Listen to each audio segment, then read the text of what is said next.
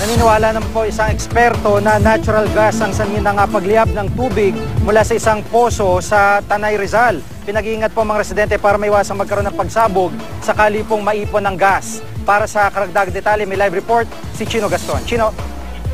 Yes, Jiggy, sinama namin si UP Professor Dr. Florencio Ballesteros para imbestigahan ang nagliliyab na poso sa Barangay Wawa sa Tanay Rizal. Kinamoy at sinuri niya ang tubig at kinasindihan ang gas na sumisingaw. Sa kanyang pagtataya, hindi galing sa fuel leak o septic tank ang gas, kundi natural gas o methane.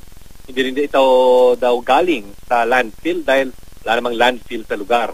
Nabuo raw ito dahil sa anaerobic digestion. Libo-libong taon ang nakaraan na ipon ng mga patay na kahoy at mga halaman at nabaon sa lalim na higit 40 feet.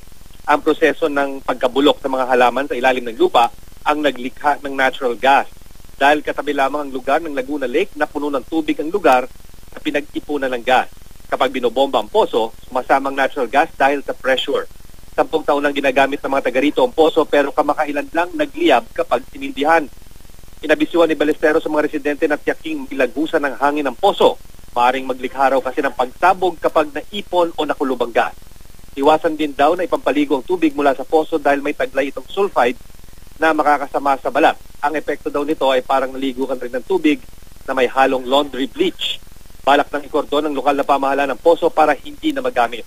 Ayon kay Ballesteros, kailangan pa ng mas masusing pag-aaral para malaman kung gaano karaming natural gas deposit at kung pwede itong pagkakitaan.